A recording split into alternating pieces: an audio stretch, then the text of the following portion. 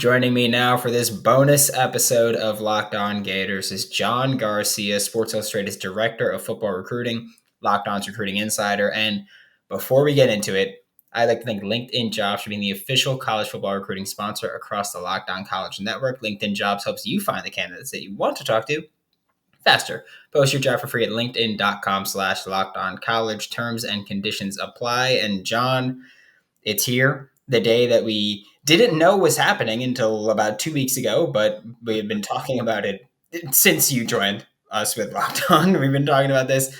Commitment Day is finally here. Cormani McClain. It's down to the Florida Gators, Miami Hurricanes, and Alabama Crimson Tide. How should Florida Gators fans feel about their chances? Well, they certainly should feel like if he's staying in his home state, he will be a Gator over a Hurricane. And I think that's why you threw the air quotes there for those of you listening and not watching. But look, this is the final countdown here, right? This is a Florida-Bama battle. We've talked about that since the summer, I feel like.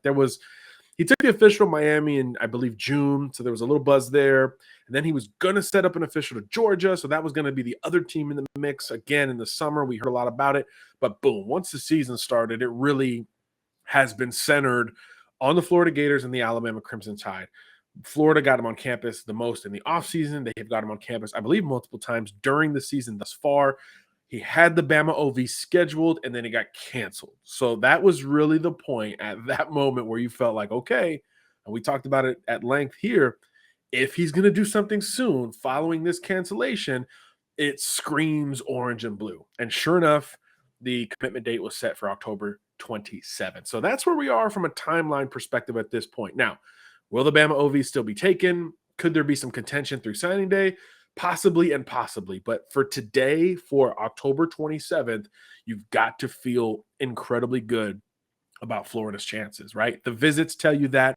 The kid tells you that, right? He talks about home. He talks about representing for his home state. That's Florida over Miami as far as we can tell. The whole Polk County connections, the Lakeland connections, all of those things that are no-brainers for Florida over Miami and by proxy, Alabama. You've got to feel really good about going into it. And then, of course, the X factor, right? Corey Raymond, that one-on-one relationship with the number one corner in the country, it really cannot be overstated or oversold. This is the determining factor for me between Florida and Alabama. No disrespect to Saban, T-Rob, good coaches out there, but Corey Raymond, that long-standing reputation and the immediate prioritization of Cormani McClain once he got to UF, I think really helped to push this thing towards Florida and away from Alabama. Again, and it also should be noted that, look, even under the Mullen staff, Cormani was going to have Florida in it. I think that was such a benefit to Billy Napier, to Tony, to Raymond, to this group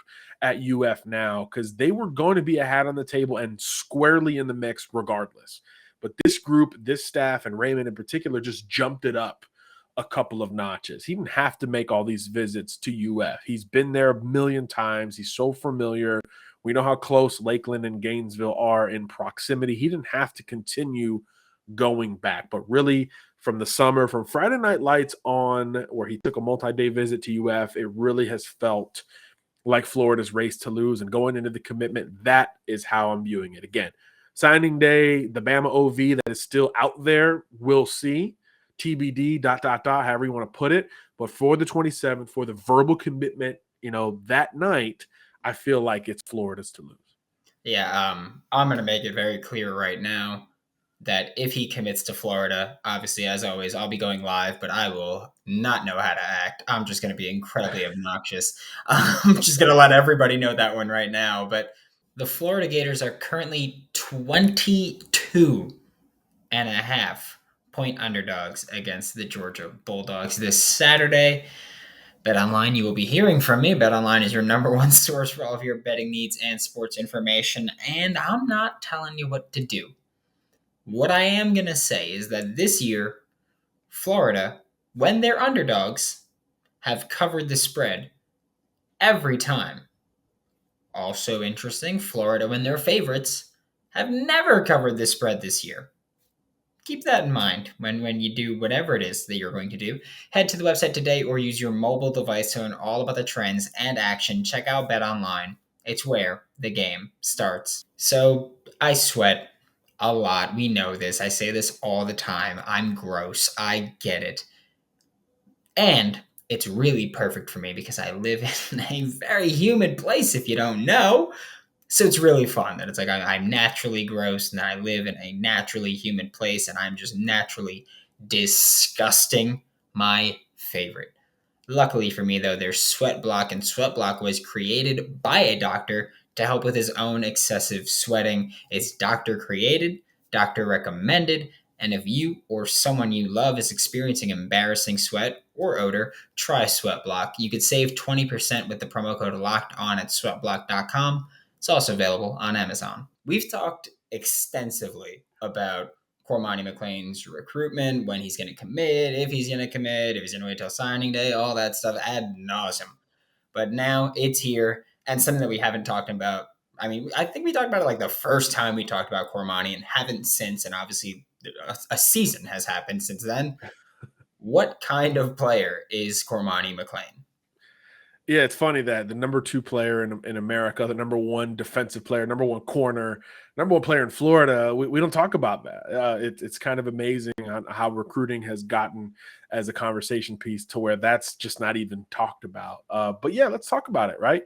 6'1", 175 pounds or so. That latter number will be tweaked and added upon here going forward. But there's just something special about Cormani McClain when the football is in the air. He was a receiver earlier in his high school career at Lake Gibson, made the move to cornerback in 2020, the COVID year, and really hasn't looked back. Still plays receiver, still very good on that side of the ball. But man, the defensive prowess, the ability to go get the football is really, Cormani McClain's deal. And that is what that position has become. It's not Darrelle Revis, short, stocky, hips, locking down receivers, 0 catches. It is getting your hands on the football, turning the football over. And McClain has, to his name, more than 20 interceptions since that COVID season began. And again, Polk County competition, very good competition at Lake Gibson. And of course, now this year at Lakeland High School, they just beat another undefeated team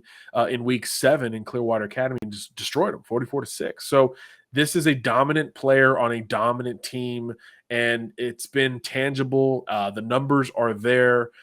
We saw him go against Jakeem Jackson earlier this year, win a couple 50-50 balls. So another great, big defensive back. McClain is able to beat him head to head. This is a guy who has great length, great ball skills, and enough speed and explosiveness to contend with all of those catches. And I think that is where he's different. We talk about, look, it's 2022, right? We talk about modern offenses. What do you see on Saturdays and especially Sundays, right? These players are contested making catches. This is not, hey, this guy's wide open running away from everyone. These are contested back shoulder, 50-50 balls, up for grabs, one-handed, Odell Beckham, whatever you want to call it, kind of catches. So you need defensive backs who can combat exactly that. So what you need is length, instincts, some physicality, which doesn't get talked about enough with Cormani McClain, and obviously the ball skills to secure and win those battles. And 20-plus interceptions in, 2.5 seasons. So almost a pick per game here on the Cormani McClain average. I mean, it's absurd to think about because Brandon, these teams aren't throwing his way. Maybe in the COVID year, maybe a little bit in 2021. This year, ain't no way you're throwing his way. Although Lakeland's got great DBs everywhere, he's the guy. He's the apex. So it's really amazing that he's been able to be so productive tangibly from a turnover and takeaway standpoint, despite being I would say, I haven't looked, but the unanimous number 1 corner in the country, certainly for us at SI as well. So the numbers are there. He's forcing his hand, and that's with minimal cornerback experience. That's the part that makes him so intriguing. Sure, you could look at him and say, oh, yeah, he looks like Sauce Gardner, but he's playing the football. You see these great interceptions. All that stuff is great.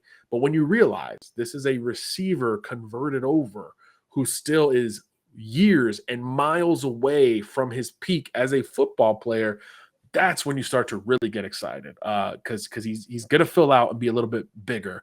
He's going to be a little bit more technically sound when he gets to the next level, which is why the DB coach and Corey Raymond in this case is so important here, right? He knows he needs to work. He knows he needs to make improvements from a technical standpoint.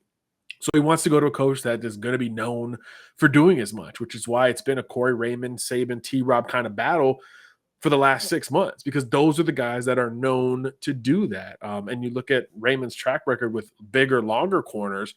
Corey Raymond, I mean, Cardell Flott was a guy who was a receiver coming out, made the same kind of transition as McClain. Didn't get a lot of fanfare, but great at LSU, in the NFL now. So for every Derek Stingley, there's a couple other guys that are long that can do these things that weren't known to be that coming out of high school or even college in certain cases, right? So I think all of that really aligns well for Florida with McClain, and that's why he's so intriguing, because the floor is elite and the ceiling is elite simultaneously with this kid. And it's just not something we talk about much in the recruiting game. It's usually one or the other, right? Well, hey, we know this kid is going to go in and be rock solid.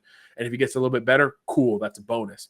So with McClain, you feel like that's true, but you also feel like, man, he's got so much room to improve. And that's why he's the unanimous number one corner in the country, the most intriguing recruitment, top uncommitted prospect left in the country. Those are the reasons why, because he possesses all of those modern traits with the desire to get bigger and more technical on top of that, which will make him in 3 or 4 years another one of these corners we talk about at the very top of the draft. I mean, look at Sauce Gardner, look at Derek Stingley, look at these corners. Kyrie Elam, hello. Look at these corners that go early in the draft, right? 6 foot or better, long ball skills with a touch of physicality. And McClain's most underrated element is that physicality. I think at 175, you would assume, oh, finesse corner. You think a little more Deion Sanders, business decisions.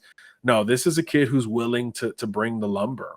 He's had some viral hits the last couple of years on Friday nights when he does see some of that limited action. So you imagine with more power, weight, and explosiveness, that's going to be an increased part of his game as well. And it doesn't just translate in the run game. It's going to help you at the line of scrimmage, right? If you're covering a bigger, more physical wide receiver, or even a smaller, twitchier slot type, it's going to help you reroute. It's going to help you get in position and be that much more equipped to play in zone coverage, which every great defense is asking their secondary to do, because these offenses are so wide open and so wide receiver heavy. So there's a lot of modern traits that are worth highlighting, and others that don't get highlighted enough with Cormani McClain. So as you can tell, overwhelmingly strong case to be the top overall prospect in the country, and certainly the top defensive prospect.